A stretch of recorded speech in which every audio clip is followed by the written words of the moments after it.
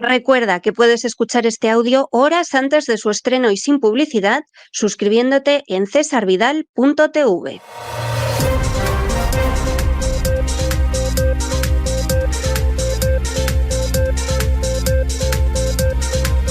Las noticias del día.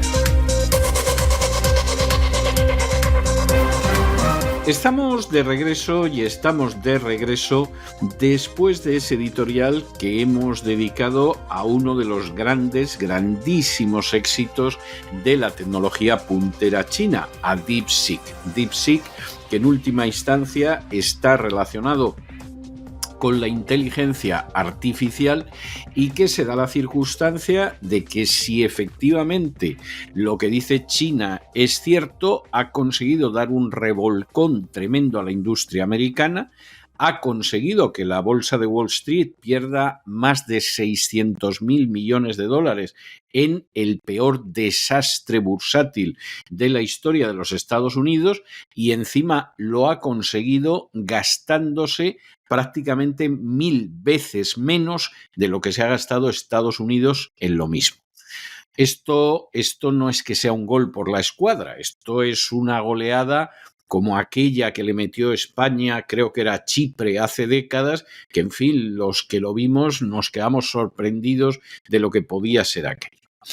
Uno de los grandes problemas de los imperios, y Estados Unidos es un imperio, no nació para ser un imperio, nació para ser una república, y nació para ser una república constitucional, y nació con una idea muy clara de una política exterior que no se iba a involucrar en otros continentes y que no iba a tener alianzas perpetuas con otros países, pero Estados Unidos cambia ese rumbo en los ultimísimos años del siglo XIX, cuando se convierte en un imperio. Y se convierte en un imperio fundamentalmente mediante la anexión de Hawái y de las Filipinas en el Pacífico, las Filipinas en el caso tras una guerra con España, y además se extiende en el Caribe gracias a esa misma derrota del Imperio Español en 1898, que le permite hacerse con el control de Puerto Rico y de Cuba.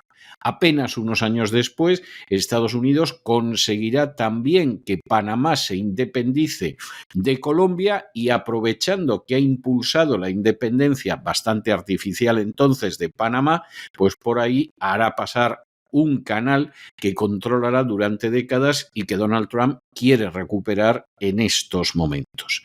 Ese paso de Estados Unidos de ser una república robusta, pero república sin ambiciones imperiales, a un imperio cuya influencia va creciendo en las décadas siguientes y sobre todo a partir de las dos guerras mundiales, provoca lo que suele provocar en muchos imperios, la idea de que se puede extender indefinidamente, la idea de que puede ir sometiendo a su voluntad a distintas naciones, la idea de que en realidad no hay un imperio que se pueda enfrentar con él. Y si además alguno de los que se ha enfrentado con él ha terminado mal, no es el caso de España, que a fin de cuentas era una potencia de segundo orden en Europa. Estamos hablando de imperios como pudo ser el caso de los imperios centrales en la Primera Guerra Mundial, del Tercer Reich en la Segunda Guerra Mundial, de la Unión Soviética en la Guerra Fría.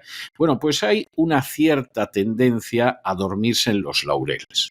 Si además esos laureles pues están acomodados por el hecho de que existen poderosísimos lobbies industriales que en un momento determinado, como entre otras cosas pagan las campañas electorales de los políticos, pues también dirigen los gastos de investigación en el país, inflándolos todo lo que pueden, dicho sea de paso, pues eso tiene muy malas consecuencias.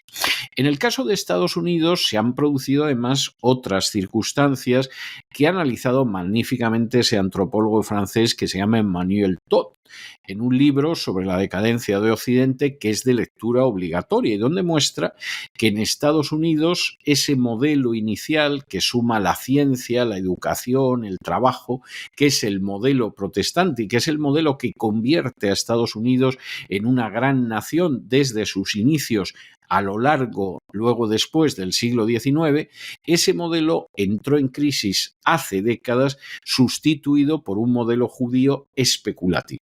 Y en ese sentido, ese modelo judío prima el beneficio rápido, el beneficio especulativo, que generalmente no construye nada, pero que es muy lucrativo.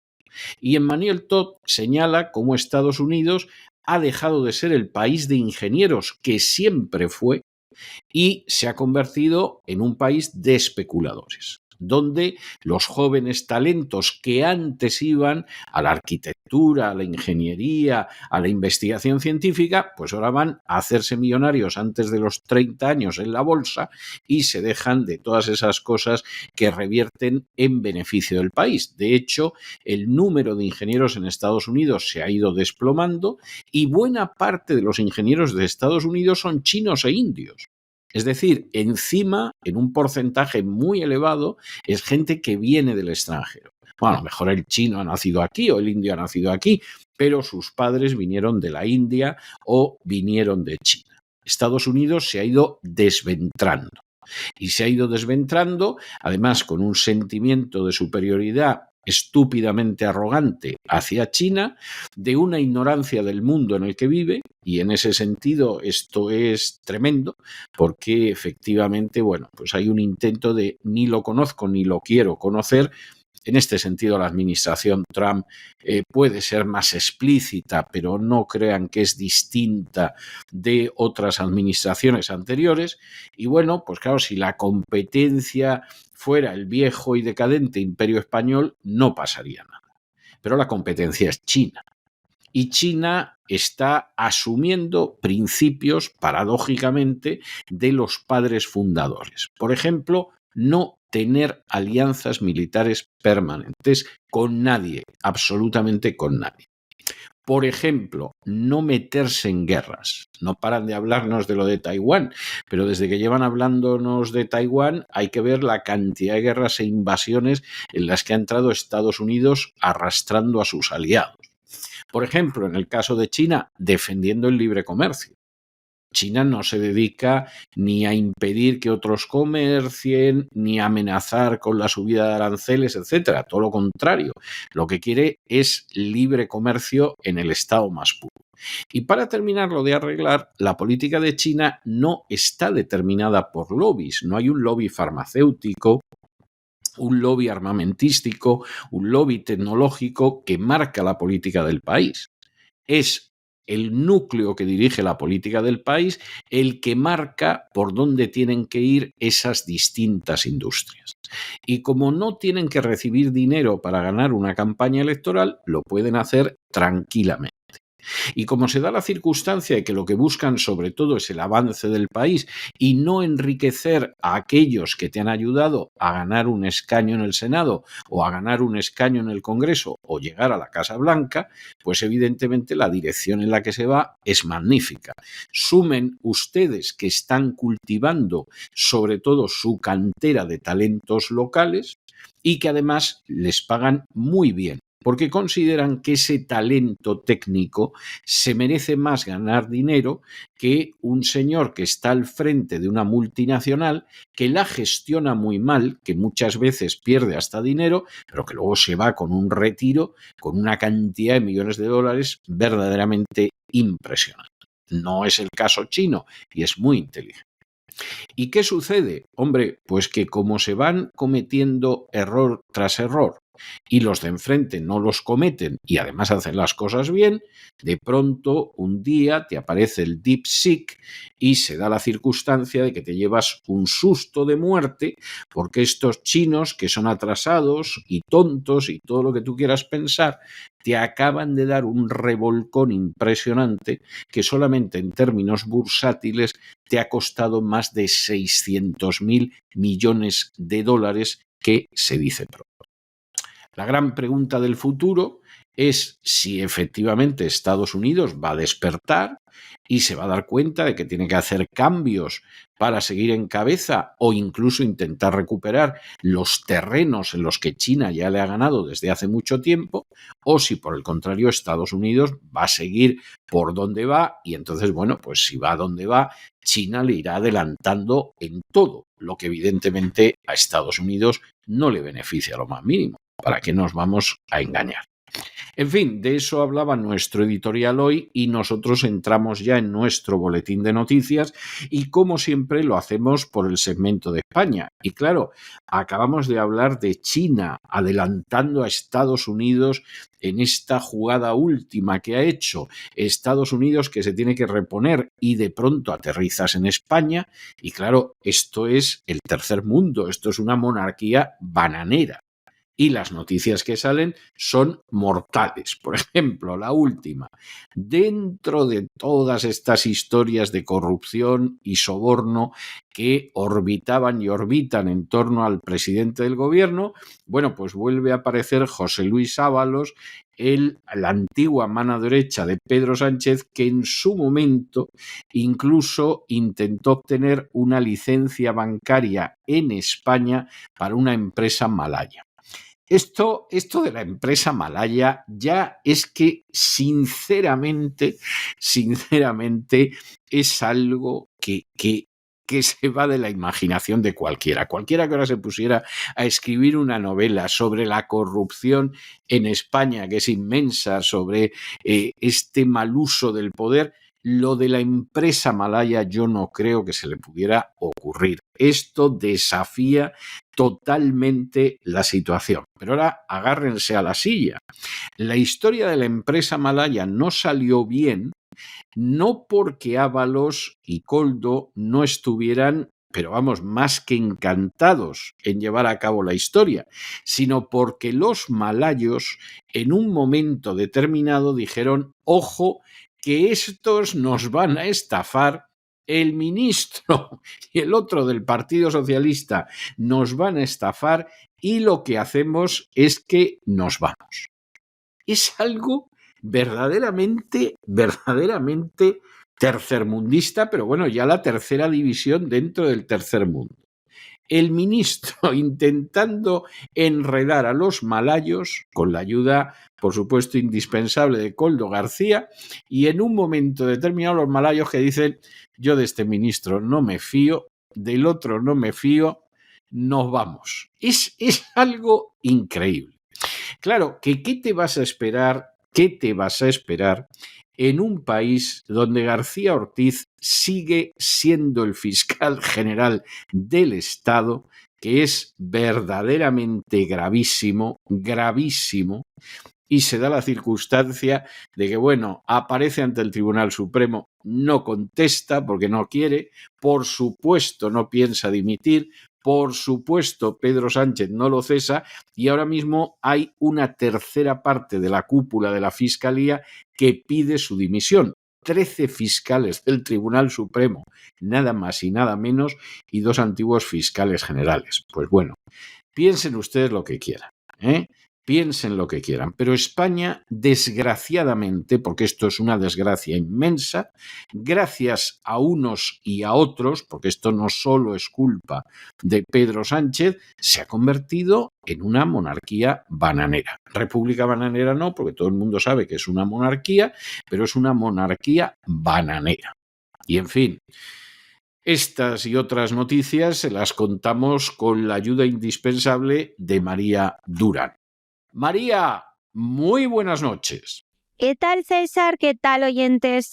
Muy buenas tardes de viernes, terminando esta semana laboral que nos ha dejado muchas novedades, como todas en España, de esa corrupción política con la que ya estamos más que acostumbrados a convivir. Hoy en concreto, muchos nuevos titulares del caso Koldo, Aldama, Ábalos, Sánchez, ya se nos van acabando los nombres que ponerle. Cuenta de Objective que el exministro de Transportes, José Luis Ábalos, realizó gestiones entre el 2021 y el 2022 para facilitar que una sociedad de valores con sede en Malasia obtuviera una licencia bancaria en España. ¿Para qué? a Ábalos, figura clave en el gobierno de Pedro Sánchez, quería colaborar con esta empresa de nombre M24 TarCube SDN BHD en un intento de conseguir la autorización del Banco de España, aunque esta nunca se concretó. Afortunadamente, en el Banco de España quedaba alguien con cabeza. Las gestiones comenzaron después de que Ábalos dejara el gobierno y asumiera el cargo de presidente de la Comisión de Interior del Congreso de los Diputados. En este contexto, el ahora diputado del Grupo Mixto e investigado por el Tribunal Supremo por los delitos de organización criminal, tráfico de influencias, cohecho y malversación, participó en 3 reuniones desde su salida del gobierno en julio de 2021 para abordar este asunto. En una de ellas llevó consigo una carpeta con el membrete del Congreso de los Diputados. Según las fuentes consultadas, esta empresa malaya entró en contacto con Ábalos a finales de 2021 a través de un grupo de intermediarios especializados en agilizar trámites administrativos. En un primer encuentro, en septiembre de ese año, uno de los intermediarios aseguró a la compañía que tenía una estrecha relación con el exministro y garantizó que podría conseguir la licencia bancaria sin inconvenientes. Una semana después se celebró una segunda reunión en la que participó, ojo, Koldo García. Este exportero de puticlub sabía hacer de todo, es una cosa increíble, más que un gestor administrativo. Koldo actuó en ese caso como enlace para llegar a Ábalos. ¿A cambio de qué? Tampoco lo sabemos todavía, pero seguro que lo sabremos. Este encuentro tuvo lugar en el restaurante El Espigón de Madrid. Tras esa comida, Koldo García llamó a Ábalos, quien se unió a la reunión en el postre. Fue entonces cuando el intermediario del inversor malayo discutió directamente con Ábalos los detalles de la operación y otras posibles oportunidades de negocio. Está muy bien lo de llamar a la corrupción oportunidades de negocio. Las mismas fuentes indican que fue Koldo quien garantizó la viabilidad de la licencia bancaria, asegurando que tenían funcionarios dentro de la administración que facilitarían el proceso. Durante 3 meses de gestiones, García trasladó a los representantes de la empresa malaya que debían adquirir un local para establecer una sede en España como parte del procedimiento legal. Sin embargo, la licencia afortunadamente nunca fue concedida, como decimos. Con el paso del tiempo, la empresa malaya habría comenzado a sospechar que estaba siendo víctima de un fraude por parte del entorno de Ábalos, ya que cumplieron con todos los requisitos técnicos, pero el proceso no avanzaba. Ya en febrero de 2022, las dudas sobre la operación se habían vuelto significativas y se suspendió definitivamente el proyecto. Según fuentes de la investigación, aunque se trataba de una iniciativa viable, los encargados de agilizar el proceso terminaron obstaculizándolo sin ofrecer explicaciones claras sobre sus gestiones. Sobre las revelaciones de un socio de estos dos, del propio Víctor de Aldama, el comisionista ha señalado una nueva clave sobre el origen de los múltiples casos judiciales en los que está implicado y que, según afirma, afectan a miembros todavía del actual gobierno de Pedro Sánchez, además de a los integrantes de gabinetes anteriores, véase Ábalos. De Aldama sostiene que las investigaciones sobre su actividad podrían haberse originado en parte por una supuesta filtración anónima a Hacienda. Él señala a Koldo García como el principal instigador,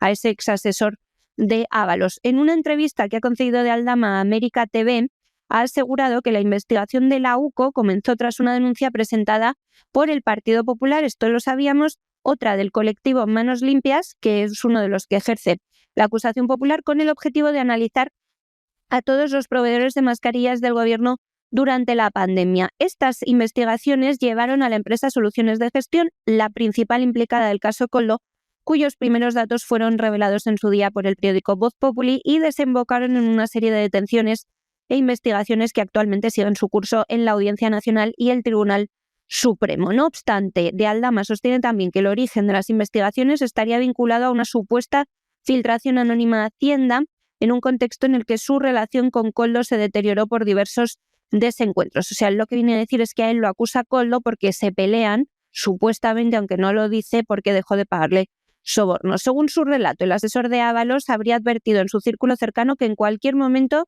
nos iban a detener, refiriéndose al propio Koldo y a de Aldama. Dijo literalmente en la entrevista: Koldo García iba diciendo por ahí a la gente que me conocía: Aldama, se va a enterar y va a acabar en la cárcel porque yo me voy a encargar de que eso ocurra. Eso es lo que dijo en la entrevista, bastante impactante y bastante revelador. El empresario atribuye su distanciamiento con Koldo García a las constantes solicitudes económicas que ese último le hacía. Llegó un momento, dice Aldama, en que dije: no soy el Banco de España, que estaba cansado de que me pidieran dinero para todo. Esto lo dijo también en sede judicial. Decidí dejar de financiar y de seguir con su juego. A partir de ese punto se habría producido la ruptura entre ambos lo que según de Aldama derivó en el chivatazo anónimo de Koldo a Hacienda. Eso desencadenó una investigación muy exhaustiva promovida por ellos mismos, ya que fueron los responsables de la denuncia anónima, sostiene, aludiendo a sus peleas con García. Si esto es cierto, Koldo desde luego tiene un ojo de lince, vamos, no midió que se iba a llevar por delante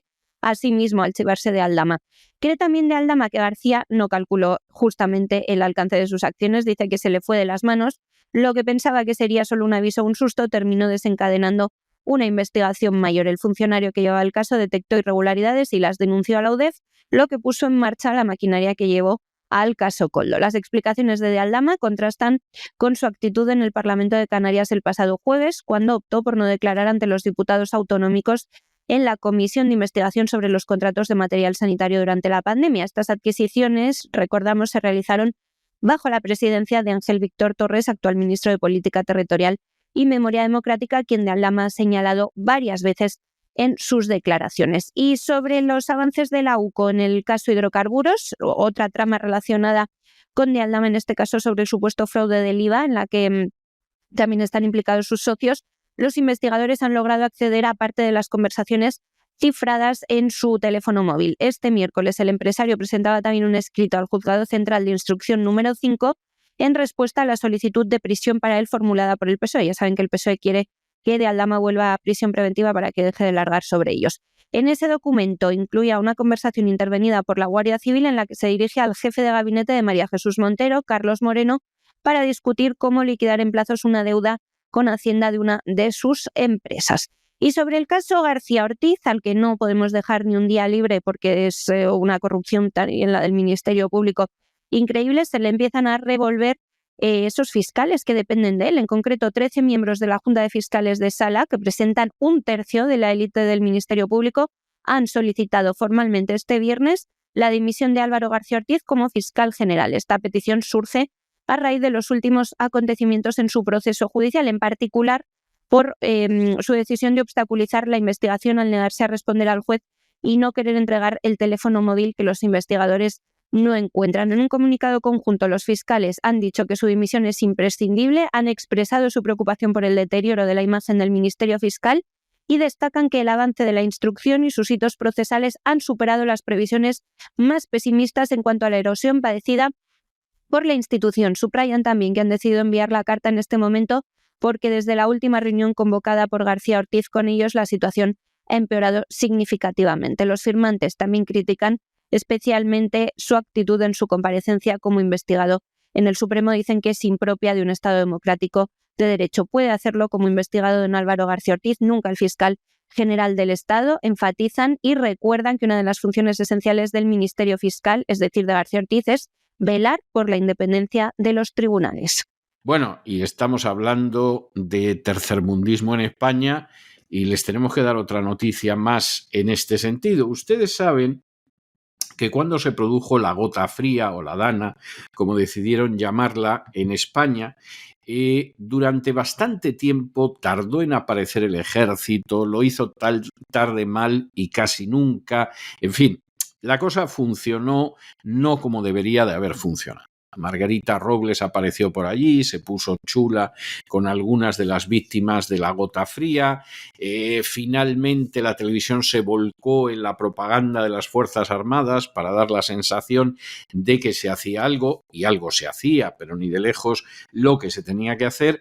Bueno, pues no acaban aquí las cosas.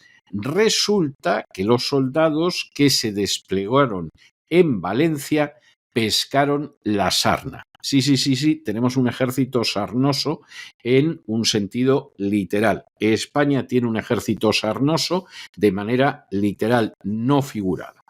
Bueno, ¿y esto cómo sucede? Bueno, pues porque los servicios médicos del ejército, que están más o menos a la altura de la sanidad en España, no diagnosticaron que había sarna. O no se enteraron, o no hicieron caso, o decidieron silenciarlo. Bueno, es algo que no podemos saber, pero no lo dijeron.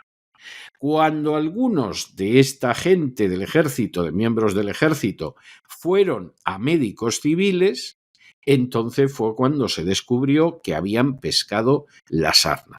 Es algo verdaderamente tremendo. Puede que esto haya derivado de que no había medidas de seguridad suficientes y que había cerca animales en descomposición, ropa infectada, puede ser cualquier cosa.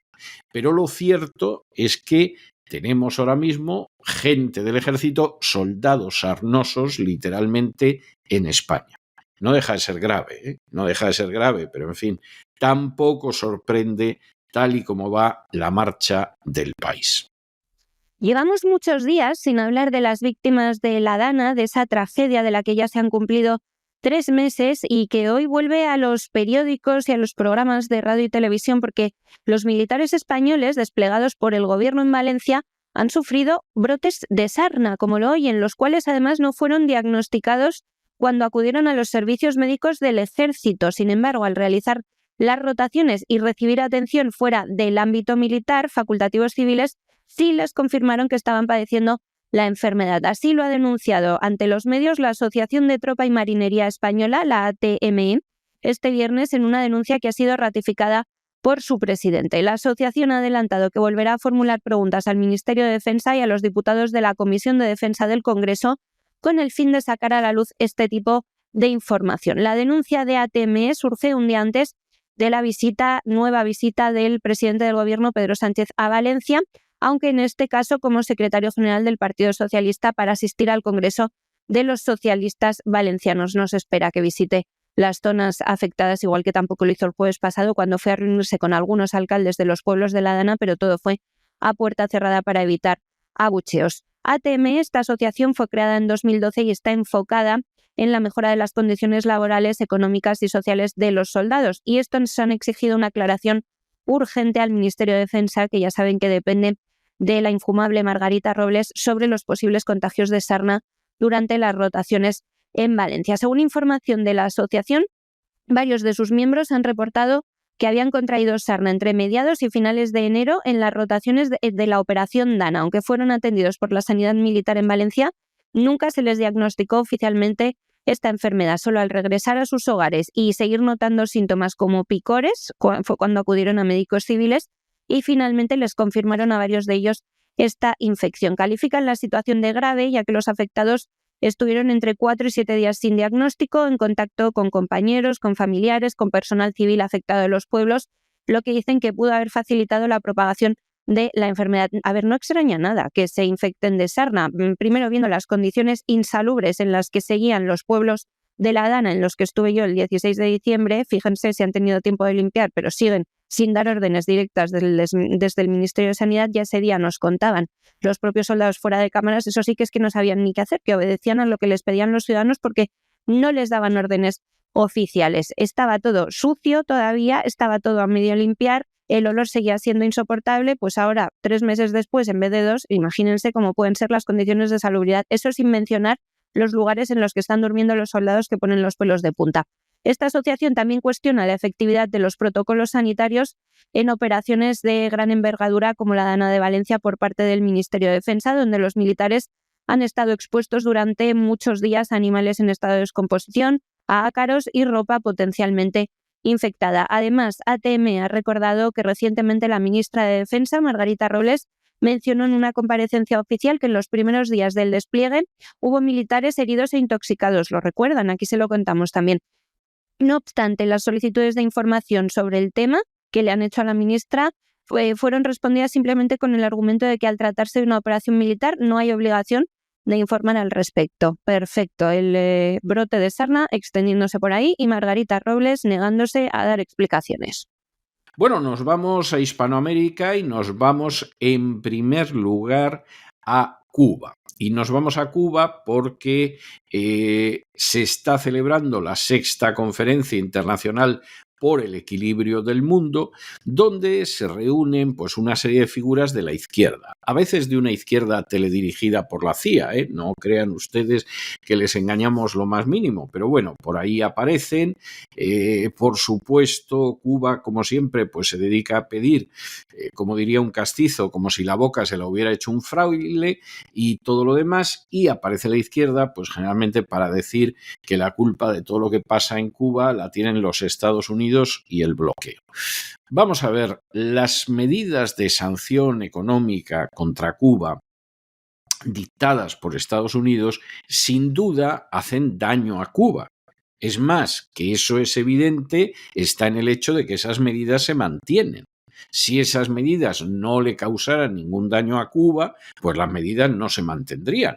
Es algo de sentido común. No se puede decir, no, en Cuba va todo mal, pero no tiene que ver con las sanciones. No, las sanciones efectivamente perjudican a Cuba.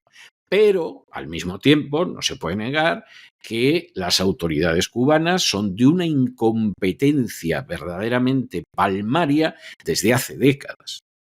Es decir, las medidas de sanción de Estados Unidos contra Cuba evidentemente les han hecho mucho daño. Pero la gestión económica en Cuba es un auténtico desastre, es una auténtica calamidad y lo es desde el inicio de la revolución. Y claro, la combinación de los dos factores ha sido fatal. Si en Cuba fueran competentes, fuera gente que sabe lo que hace, fuera gente además honrada, bueno, pues teniendo en cuenta que tienen acceso a otros mercados, seguramente hubieran podido sortear con éxito incluso las medidas de sanción de Estados Unidos. Lo ha hecho Rusia, por ejemplo. Lo ha hecho de sobra, vamos, es que incluso su economía ha crecido y es más próspera antes de las sanciones de la Unión Europea y de los Estados Unidos y del Canadá. Y lo hacen otros países. No es fácil, implica creatividad y implica talento, pero esa creatividad y ese talento, desde luego, la casta dominante en Cuba ha demostrado que no la ha tenido jamás. Otro tipo de cosas habrán estado más espabilados, pero en términos económicos, jamás. Y por supuesto, cuando se produce este tipo de aquelarres, los que llegan le echan la culpa de todo a Estados Unidos, que insistimos, parte de culpa en la mala marcha de la economía tiene. Pero no se puede atribuir el desastre cubano a eso, porque el desastre cubano tiene mucho que ver con los cubanos. Ahí no hay más vuelta de hoja. Entre los que han ido al aquelarre se encontraba Irene Montero, que no es la primera vez que aparece por Cuba, porque Irene Montero, antes de tener como mentora a una de las agentes de la CIA en el mundo del feminismo, y esto está más que documentado, pues Irene Montero pasó por Cuba para ver lo que era la revolución y, a diferencia de otros que han llegado a Cuba y dijeron esto ni es socialismo, ni comunismo, ni nada, esto simplemente es un desastre y una oligarquía, pues aquí lo que sucede, por el contrario, es que Irene Montero se cayó todo lo que vio en Cuba, a diferencia, insistimos, de otros, y ha seguido manteniendo esta relación. Y claro, ahora llega y dice que, bueno, que la culpa de todo lo que va a pasar en el universo mundo la tiene Donald Trump, porque Irene Montero tiene su pesebre dentro de la Unión Europea,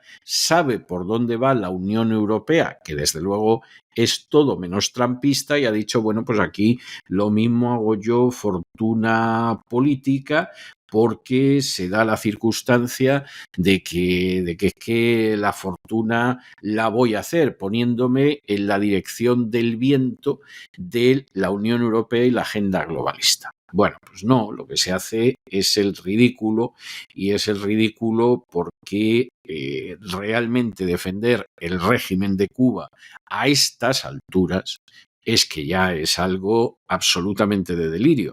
También es verdad que el régimen de Cuba hace mucho que se vendió a la agenda globalista y que ha introducido la ideología de género en la educación y ha dejado la puerta abierta en la Constitución. Es decir, el régimen de Cuba hace mucho que decidió pactar con la agenda globalista, incluso en la época de Fidel Castro, y esto lo ha contado hasta David Rockefeller en sus memorias. Pero bueno, para los que no se han enterado del mundo en el que viven y se creen ciertos mitos, pues bueno, todavía apareces por allí, como progre, cuando tu mentora es una señora de la CIA. ¿Qué es lo que pasa? La duda está en si Irene Montero es una cínica o es tonta la pobre y simplemente es una tonta útil. Nos inclinamos más por lo segundo, pero quién sabe, a lo mejor es una cínica también. Miramos a Iberoamérica y allá donde hay una ocasión para hacer el mal, habrán notado nuestros oyentes iberoamericanos que está Irene Montero, la exministra de Igualdad y eurodiputada de Podemos. Se reunió este pasado jueves con el dictador Miguel Díaz-Canel en La Habana en el marco de la 6ª Conferencia Internacional por el Equilibrio del Mundo. Hay que valorarse, para llamar a una cosa que se hace en Cuba por el equilibrio del mundo.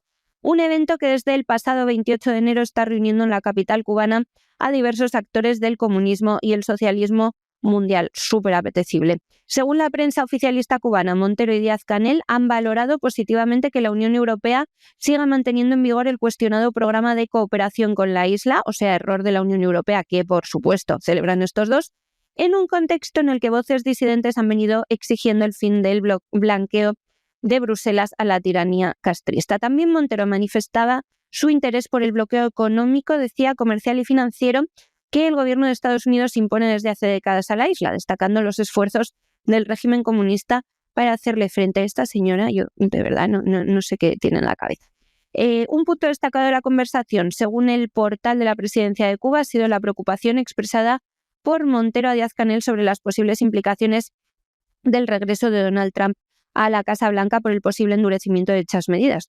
Posible no. Donald Trump ya ha devuelto a Cuba a la lista de países patrocinadores del comunismo y ha endurecido en algo, no demasiado, el bloqueo económico que habían rebajado primero Obama, que tuvo que endurecer él, y luego Biden durante la anterior administración. Por otro lado, también en lo que respecta a Cuba, pero fuera de la visita de esa exministra que hizo una ley para soltar violadores en España llamada Irene Montero, tenemos que hablarles también del destacado opositor al régimen castrista, José Daniel Ferrer. Ya saben que fue liberado el pasado 16 de enero tras la mediación del Papa con el régimen, y es líder José Daniel Ferrer de la Unión Patriótica de Cuba. Pues bien, denuncia en estas últimas horas haber recibido amenazas para que cese su actividad política una vez que ha vuelto a estar en libertad a través de una citación entregada por agentes de la Policía Nacional Revolucionaria en su domicilio de Santiago de Cuba. Contaba el opositor, 2 oficiales de la PNR, de la Policía Nacional, se presentaron en la sede de la Unión Patriótica de Cuba, en mi vivienda en Altamira, Santiago de Cuba, para citarme oficialmente ante un juez de ejecución. Así relataba los hechos Ferrer, según recoge el Consejo para la Transición Democrática en Cuba. No hace falta ser adivino, añadía, para saber que se trata de amenazas de que volveré a prisión si no paro, si no dejo mi activismo político y social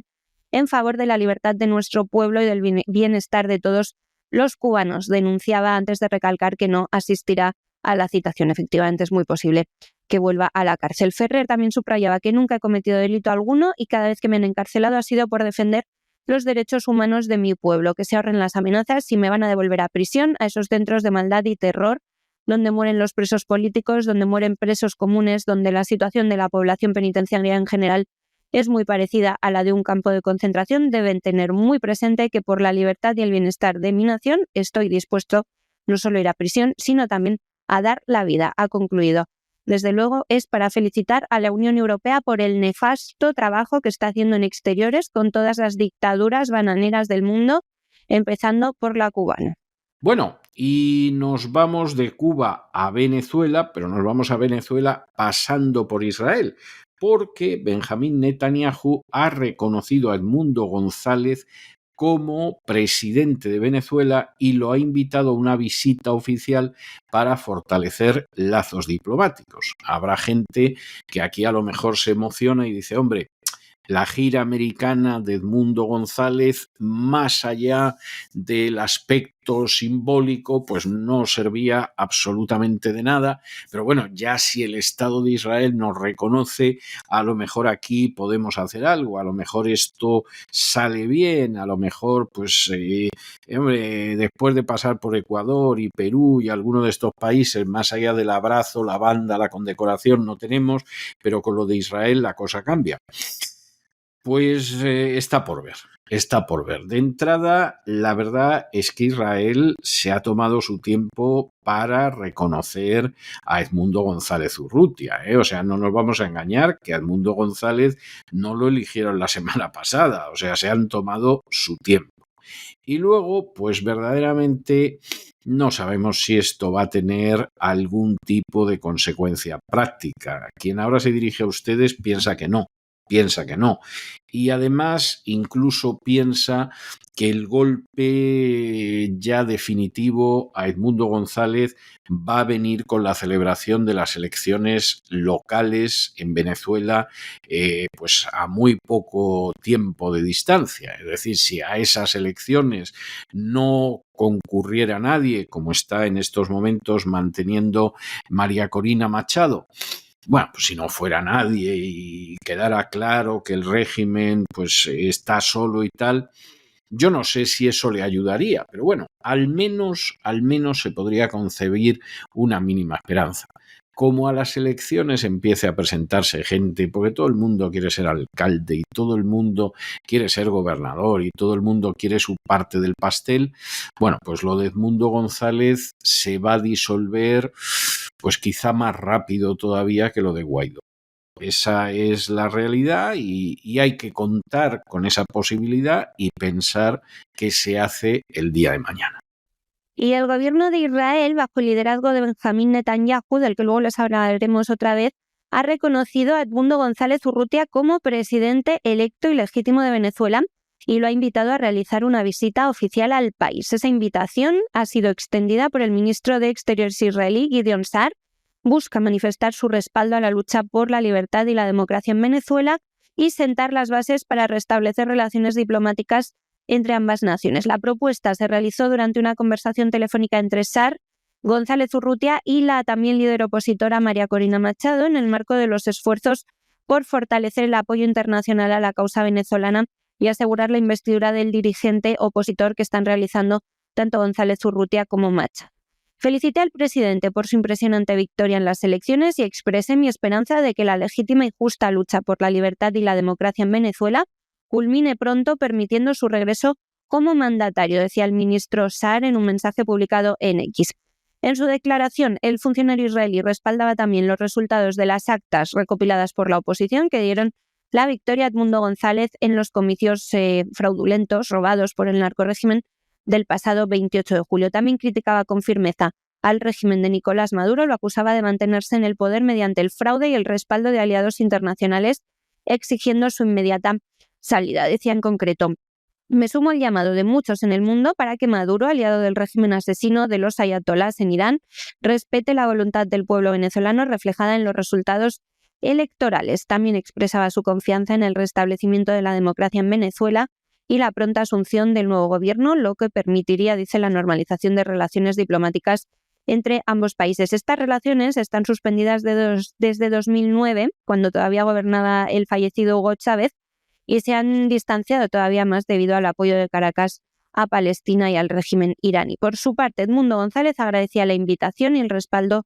de Israel, mientras que María Corina Machado decía valorar enormemente el reconocimiento del gobierno israelí a la soberanía popular en Venezuela. Insistía: Venezuela será libre, próspera y segura y se convertirá en una aliada clave de las democracias del mundo. Desde comienzos de enero, Edmundo González Urrutia está realizando una gira por Latinoamérica, ya saben, con el objetivo de afianzar el reconocimiento internacional de su triunfo y garantizar su regreso seguro a Venezuela para asumir la presidencia. En esta última semana ha visitado Quito, Ecuador y Lima, en Perú, donde sostuvo reuniones de alto nivel con los dos gobiernos y ha sido condecorado por su labor. En Ecuador ya les contamos que estuvo con la canciller Gabriela Sommerfield y el presidente Daniel Noboa, a quienes expresó su agradecimiento por el respaldo a Venezuela. El gobierno ecuatoriano le otorgó la Orden Nacional del Mérito. En Perú fue recibido por la presidenta Dina Boluarte y durante el encuentro Boluarte exigió con urgencia la restauración de la institucionalidad democrática en Venezuela. O sea, cómo debe ser la cosa en Venezuela para que tengan en contra hasta Dina Boluarte y a Gabriel Boric, el presidente chileno. Y nos vamos a la información internacional y nos detenemos en primer lugar en Estados Unidos porque Trump ha amenazado a los BRICS con que si intentan reemplazar al dólar, si intentan crear una divisa de intercambio internacional que sustituya al dólar, pues que va a poner unos aranceles del 100% a los países BRICS. Esto como bravuconada, en plan os asusto o quizá como bravuconada para contentar a la hinchada local y a los fans de Trump, que están crecidísimos en Estados Unidos, esto está llegando a un grado ya de adoración cuasi religiosa, pues hombre, puede tener una cierta virtualidad, pero es que esto no es verdad. Los BRICS no tienen la menor intención de lanzar, ni mucho menos, una moneda que sustituya al dólar, desde luego no ahora. A la vuelta de 10, 20 años, Dios dirá, pero desde luego no ahora. Y lo que sí pretenden los BRICS, y lo van a seguir haciendo, es utilizar otras monedas de entre ellos para compras y ventas sin utilizar el dólar, lo cual al dólar le hace daño, pero hombre, no tanto como si los otros sacaran otra moneda, porque entonces el destino del dólar se iba a ver muy lesionado. Es decir, aquí Trump está diciendo algo que, claro, como los BRICS no piensan sacar la moneda y al final no la sacarán, pues dentro de 6 meses ya no saldrá Donald Trump diciendo que no han sacado la moneda porque los amenazó con unos aranceles del 100%. Esto de amenazar con aranceles, en fin, tiene su cara y tiene su cruz, o sea, no es para creerse que esto funciona tan bien como parece Donald Trump que se lo cree, pero en cualquiera de los casos se está amenazando por algo que no existe. Si aquí la idea es a la vuelta de unos meses decirle se ha amedrentado, pues está estupendo, pero eso es como si yo estoy en una cena con unos amigos y les digo, ya le he dicho al vecino que no se le ocurra traerme pastel de carne porque yo el pastel de carne lo odio y se lo pongo de sombrero. Y al cabo de 6 meses en otra cena digo, el vecino no se atrevió a traerme el pastel de carne. Al vecino no se le ha pasado por la cabeza jamás traerme un pastel de carne. O sea que no es que haya cedido ante mis amenazas, sino que es que, vamos, ni se le había pasado por la cabeza. Y esto da la sensación de que pudiera tener algo de este tipo. Por cierto, y como nota ciertamente luctuosa y ciertamente triste, decir que se ha confirmado la noticia de que todos aquellos que iban en el avión de American Airlines contra el que chocó un helicóptero militar Black Hawk efectivamente han muerto. Se han recuperado 40 cadáveres de los 60 y tantos que se supone que van a aparecer y de momento estamos por ver que aparecen las cajas negras del avión siniestrado. Una de las últimas hipótesis que circulaban en Estados Unidos en las últimas horas es que quien pilotaba el helicóptero era un trans que supuestamente habría decidido suicidarse estrellándose contra el avión y de paso haciendo mucho daño, porque se podía haber suicidado directamente hundiéndose en el río Potomac. Pero bueno, esta es una información que todavía, por lo menos a ojos de quien ahora se dirige a ustedes, no está confirmada. Y mientras no esté confirmada, pues esto no pasa de ser el run run de las redes sociales y de algunos medios. El presidente de Estados Unidos, Donald Trump, ha amenazado con imponer aranceles del 100% a los países miembros de los BRICS si intentan reemplazar al dólar estadounidense. Los BRICS, ya saben, son un bloque multilateral que reúne a diversas economías emergentes y se han consolidado como la alternativa al G7 en el escenario internacional. Exigiremos un compromiso firme de estos países, decía, que parecen hostiles para que no creen una nueva moneda ni respalden ninguna otra con la intención de sustituir al poderoso dólar estadounidense. De lo contrario, enfrentarán aranceles del 100% y deberán despedirse de vender en nuestra maravillosa economía, decía Trump en un perfil de su propia red social, Truth Social. Además, aseguraba que la idea de que los BRICS intenten alejarse del dólar mientras nosotros observamos pasivamente ha llegado a su fin, que busquen otro país ingenuo. No hay ninguna posibilidad de que los BRICS reemplacen al dólar estadounidense en el comercio internacional ni en ningún otro ámbito. Cualquier nación que lo intente deberá decir hola a los aranceles y adiós a Estados Unidos, agregaba Trump. El acrónimo BRICS, ya saben, hace referencia a sus países fundadores, que eran Brasil, Rusia, India, China y Sudáfrica. Actualmente se ha constituido en organización y cuenta con otros 11 miembros plenos. Son Arabia Saudí, Egipto, Emiratos Árabes, Etiopía, Irán e Indonesia. Hay 9 países socios, entre los que están Bielorrusia, Bolivia, Cuba, Kazajistán, Malasia, Nigeria, Tailandia, Uganda y Uzbekistán.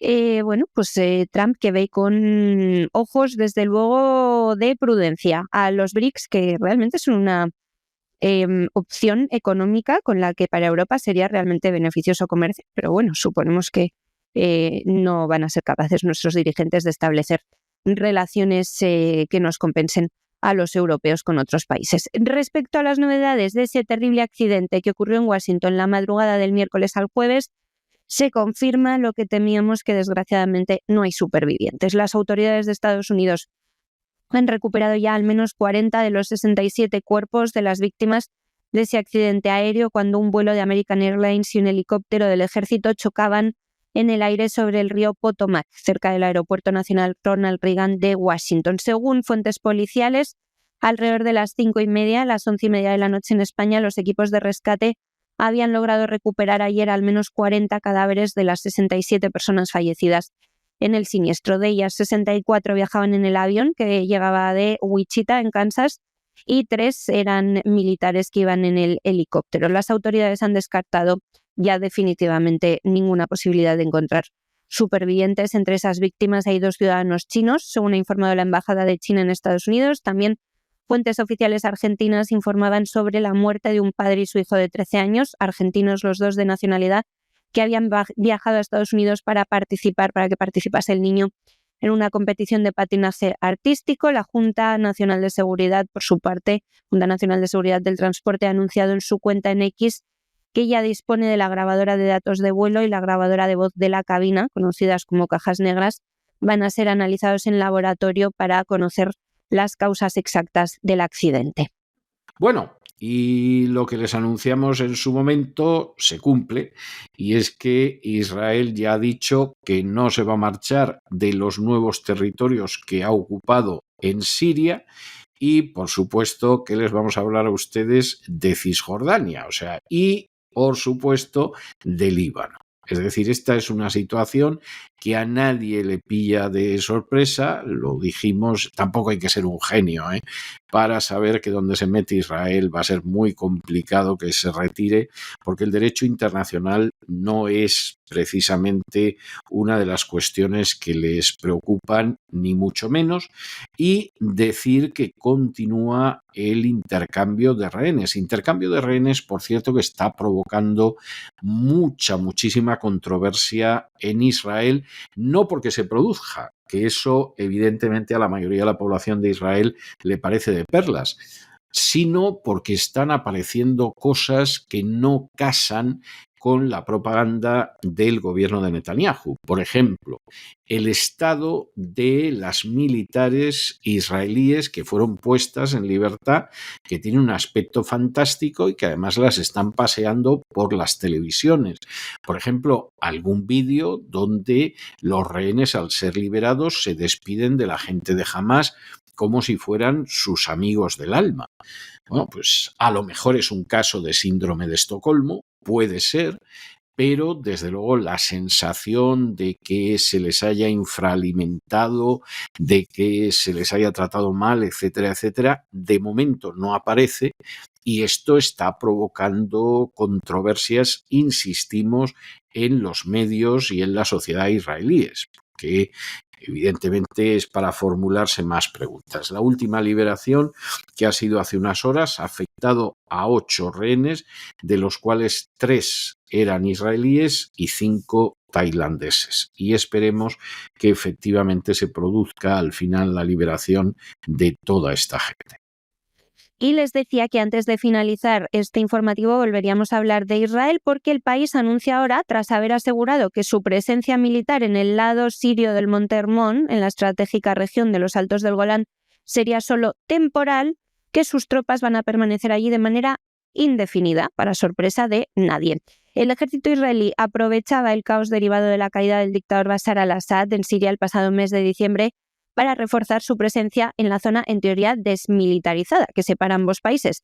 El gobierno de Benjamín Netanyahu justificaba esta medida de implantarse allí como una estrategia de seguridad ante la incertidumbre generada por las nuevas autoridades sirias, encabezadas, ya saben, son un horror, por el grupo islamista Hayat Tahrir al-Sham, HTS, son sus siglas, una exfilial de Al-Qaeda, pero han pasado ya casi 2 meses desde la caída de al-Assad y pese a las promesas de moderación del gobierno de transición sirio que lidera el islamista Ahmed al-Shara, Israel no confía en el nuevo régimen, por lo que se niega a abandonar la zona. Esta falta de confianza ha llevado al ministro de Defensa israelí, Israel Katz, a anunciar en las últimas horas, durante una visita a sus tropas en los Altos del Golán, que las fuerzas de defensa de Israel permanecerán en la cima del Monte Hermón y en la zona desmilitarizada de forma indefinida. Si van a permanecer las tropas, ya no es una zona desmilitarizada, que la llame de otra manera.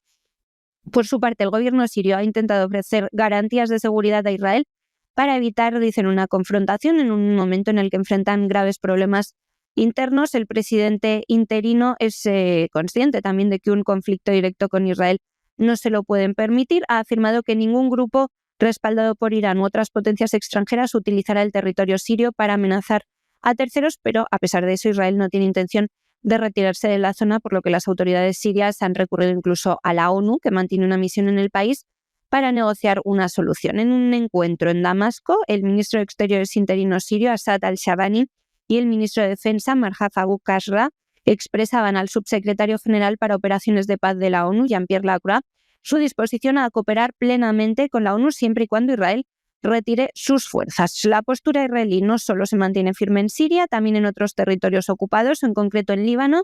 La presencia de tropas israelíes va a continuar al menos hasta el 18 de febrero y en Cisjordania las fuerzas israelíes van a permanecer en el campamento de refugiados de Jenin, incluso después de finalizar la operación militar en curso. Dicen que para evitar el resurgimiento del terrorismo, según Katz. La incursión israelí, que ya saben se llama Muro de Hierro, se ha extendido a localidades cercanas y en su 10º día ha causado la muerte de 19 palestinos, incluidos 2 jóvenes de 23 y 25 años. Katz enviaba un mensaje directo a la autoridad palestina, le exigía que deje de financiar el terrorismo y el asesinato de judíos. El campo de refugiados de Tulkarem también ha sido escenario de una incursión militar israelí. Tras 2 días de enfrentamientos, ha habido un saldo de 2 palestinos muertos y decenas de heridos. Israel ha aprovechado el alto el fuego en la franja de Gaza con Hamas para redirigir su atención hacia Cisjordania. También novedades de Hamas. Ha liberado este jueves a 8 rehenes, entre ellos 3 israelíes, incluida la soldado Agan Berger, y a 5 ciudadanos tailandeses. Esta liberación forma parte de esa primera fase de la tregua acordada entre Benjamín Netanyahu y Hamas tras más de 1 año y medio de conflicto, tregua que les hemos venido contando. Entre los rehenes liberados están Arbel Yehuda, cuya entrega se retrasó por un incumplimiento del alto el fuego por parte de Hamas, y Gadi Moshe Moses, un anciano de 80 años. La oficina del primer ministro israelí explicaba que los mediadores han recibido una lista de mujeres secuestradas por Hamas y a cambio el gobierno va a publicar el listado de presos palestinos que serán liberados en cárceles israelíes. Según el acuerdo, Israel tiene que liberar este sábado 50 presos por cada mujer soldado liberada, por lo que mañana tendrían que liberar al menos 200 reclusos. Tras esta fase quedarían 87 rehenes en Gaza, de los cuales Israel estima que al menos 35 están muertos, desgraciadamente. Igualmente, Hamas ha confirmado este jueves la muerte de su líder militar, Mohammed Deif, jefe de las brigadas Ezeldin al-Qassam, más de 6 meses después, eso sí, de que Israel ya asegurara que lo habían matado ellos en un ataque sobre Khan Yunis. En un discurso, el portavoz de Hamas, Abu Obeida, ratificaba la muerte de su ex líder, así como de otros altos mandos. El ejército israelí ya había informado en junio del año pasado de un ataque contra el campamento de desplazados de Al-Mawasi, que tenía como objetivo precisamente al ahora reconocido como fallecido Deif y a Salame, pero Hamas no había confirmado sus muertes hasta ahora. Entre los otros líderes de Hamas eliminados por Israel figuran Ahmed al-Gandur, el jefe de Hamas en el norte de Gaza, y Ayman Nofal, comandante de las fuerzas del grupo terrorista en el centro del enclave, según ha confirmado el diario palestino Filastin, que es afín al grupo terrorista Hamas. Y hasta aquí hemos llegado nosotros con nuestro boletín de hoy. María, muchas gracias, muy buenas noches y hasta el lunes de la semana que viene, Dios mediante. Procura descansar este fin de semana. Muy feliz fin de semana para todos, César. Nos oímos el próximo lunes. Y ustedes no se nos vayan, porque ya se ve la silueta gallarda de don Lorenzo Ramírez recortándose sobre el horizonte en dirección hacia el avión del Despegamos, para darle el niquelado habitual, no a la economía, sino a lo que va a ser el gran reseteo de este fin de semana en cesarvidal.tv, donde nos va a adelantar por dónde irán los vientos de la información. Después tendremos a Cristina Seguí, que nos va a contar por dónde irá su programa de fin de semana de la mafia feminista. Y finalmente tendremos a Gustavo Vidal para que nos cuente por dónde irá Buscando el Caos. Y por último, terminaremos el programa con una más que interesante, melodiosa y musical entrevista. Una de esas entrevistas realmente extraordinarias que tenemos todos los viernes en La Voz y con las que concluimos con broche de oro la programación de la semana. De manera que no se vayan, que regresamos enseguida.